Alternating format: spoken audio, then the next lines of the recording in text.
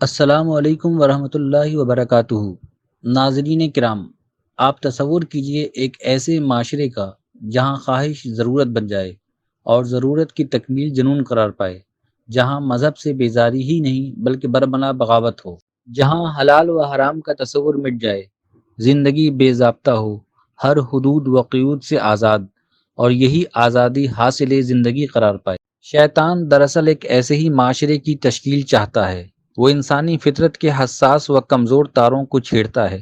دولت و اقتدار کی خواہش، عیش و نشاط کی ہوس، شہرت و ناموری کی آرزو، ان میں سے ہر ایک تمنا ایسی ہے جو اگر بیدار ہو جائے اور اپنی تکمیل کی آرزو میں حد سے تجاوز کر جائے تو انسان کو اس کا غلام بنا دیتی ہے جو اسے یہ سب مہیا کر دے۔ وہ اپنی تمام تر صلاحیتیں اس کے لیے پیش کر دیتا ہے جو اس کی بے لگام خواہشات کی تکمیل کر دے۔ وہ اپنا سر اس کے قدموں میں جھکا دیتا ہے اور خواہ زبان سے اقرار نہ کرے لیکن دل سے اسے اپنا معبود تصور کر لیتا ہے۔ آپ ایک ایسے معاشرے کا تصور کیجئے جس کی روحانی اقدار ختم ہو چکی ہوں اور احساس و شعور کی دنیا مادیت پرستی سے مغلوب ہو گئی ہو۔ ایسے معاشرے میں اللہ رب العزت کا کوئی واضح تصور نہیں ہوتا۔ انسان خود اپنی خواہشات کے بت تراشتا ہے اور اسے پتہ بھی نہیں چلتا کہ وہ کب بت پرست بن گیا۔ اپنے ہاتھوں سے تراشیدہ بتوں کو پوجنے کا رواج پرانا اور بوسیدہ ہو چکا ہے۔ اب شرک نے بھی اپنے ارتقائی مراحل طے کیے ہیں۔ نظریات کا بت، قوم پرستی کا بت، گروہی عصبیت کا بت، لسانیت کا بت، غرض کتنے ہی بت ہیں جنہیں تراش لیا گیا ہے۔ آپ ذرا ایسے معاشرے کا تصور کیجئے جہاں روحانی اقدار ختم ہو گئی ہوں اور مادیت پرستی کے جذبات 100% ہوں۔ اس معاشرے کا ہر فرد خود کو عقل کل سمجھنے والا ہوگا اور مادیت پرستی کے جذبات میں صرف آنکھوں دیکھی پر یقین کرنے والا ہوگا۔ ایسا شخص چاہے گا کہ وہ اپنے مادی پیمانوں سے روحانی مدارج کی تکمیل کرے۔ وہ کسی اندیکھے معبود کی بجائے اپنی آنکھوں کے سامنے کسی معبود کو دیکھنا چاہے گا، کیونکہ مادیت پرستی اس کی روحانی لطافت کا خاتمہ کر چکی ہوگی۔ دجال انہی مادہ پرستوں کا خدا ہے، اور وہ معاشرہ جس کا تصور ابھی پیش کیا گیا وہ دجالی معاشرہ ہے جو روحانیت سے یکسر محروم مادیت پر استوار کیا جائے گا۔ شاید آپ کو احساس نہ ہو لیکن دنیا بڑی تیزی کے ساتھ اسی معاشرے کی طرف اپنے قدم بڑھا رہی ہے۔ اب قریب ہے کہ شیطان دنیا کو شرک کی ایک نئی منزل سے آشنا کرے۔ دجال آسمان کی بلندیوں سے ظاہر ہو، سطح ارضی پر گھومتا پھرتا نظر آئے اور متاع الغرور کے دام اسیر اس کے سامنے اپنی حاجتیں پیش کریں اور وہ اپنی غیر معمولی قوتوں سے ان کی ہر خواہش پوری کر دے۔ آج ہمارے معاشرے میں ایسے لوگوں کی کمی نہیں جو عقل و ذہانت کے نام پر مذہب کو پرکھتے ہیں، اس کو اپنی تنقید کا نشانہ بناتے ہیں، افکار و نظریات کی دنیا میں اپنی عقل ہی کو پیمانہ حق قرار دیتے ہیں۔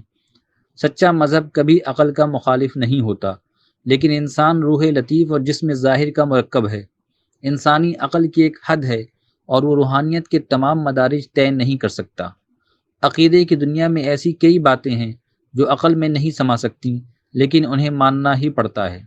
جس بات کو انہوں نے خلاف عقل سمجھ لیا ہے وہ در حقیقت ما ورائے عقل ہے، اور اسی کو یؤمنون بالغیب کہتے ہیں۔ معجزے اسباب مادی کے ماتحت نہیں ہوتے کہ ان کی دلیل پیش کی جائے۔ جہاں دلائل عاجز آ جائیں اور عقل سرتاپا حیرت بن جائے اسے ہی معجزہ کہتے ہیں۔ اللہ نقل معجزے پیش کرنے سے عاجز تھا، نہ آج ہے اور نہ آئندہ کبھی ہوگا۔ اس کی دنیائے تقدیر تو محض کلمہ کن فیکون پر آراستہ ہے جس کے سامنے ساری طاقتیں بے بس ہیں۔ پھر ذرا غور کیجئے، معجزات کا ظہور کیوں ہوتا ہے؟ جب انکار رشد و ہدایت کی سرکشی عام ہو جائے، انسان اپنے روحانی تقاضوں سے اس درجہ غافل ہو کہ اس کے کان ہوں مگر کلمہ حق سننے کے لیے تیار نہ ہو، آنکھیں ہوں مگر مشاہدہ حق کی قوت سے محروم ہو، عقل دل کی ہر دلیل کو مسترد کر دے۔ پھر بتائیے وہ کون سا ایسا مادی پیمانہ ہے جو نہ سننے والوں کو کچھ سنا سکے، ان آنکھوں کو جو دیکھنا ہی نہ چاہتی ہوں کچھ دکھا سکے، اور اس عقل میں سما جائے جس نے رشد و ہدایت کے ہر پیغام کو یکسر مسترد کر دیا ہو۔ اس دنیا کی ابتدا غیر معمولی حالات و واقعات کے زیر اثر ہوئی تھی۔ اگر اس کا اختتام بھی کسی غیر معمولی واقعے کے ظہور کے ساتھ ہو تو یہ قطعاً خلاف عقل نہیں۔ اگر اب بھی کوئی اعراض و انکار ہی کے کوچے میں ہے تو بل کذبوا بما لم یحیطوا بعلمہ ولما یأتہم تعویلہ کذالک کذب الذین من قبلہم فانظر کیف کان عاقبۃ الظالمین۔ بلکہ انہوں نے اسے جھٹلایا جس کا احاطہ نہ کر سکے اور جس کی حقیقت کو وہ پا نہ سکے۔ اسی طرح جو لوگ ان سے پہلے تھے انہوں نے بھی جھٹلایا تھا، سو دیکھ لو ظالموں کا انجام کیسا ہوا۔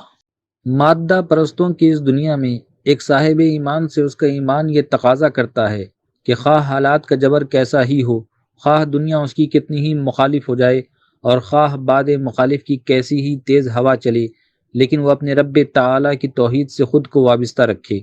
وہ دنیا کے ہر باطل خدا کی برملا تکذیب کر دے، اس کا سر جھکے تو اسی ایک کے سامنے جھکے جس کے سامنے جھکانا سزاوار ہے۔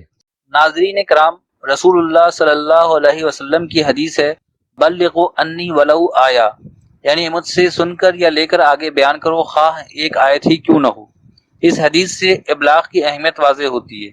اگر آپ کو ہماری یہ ویڈیو پسند آئی ہو تو اچھائی کے اس سفر میں آپ حصہ لیجئے، اس ویڈیو کو لائک کیجئے، مختلف طریقوں سے سے زیادہ لوگوں سے شیئر کیجئے اور چینل کو سبسکرائب کیجئے تاکہ ہم اسی طرح آپ کے لیے ویڈیو بناتے رہیں۔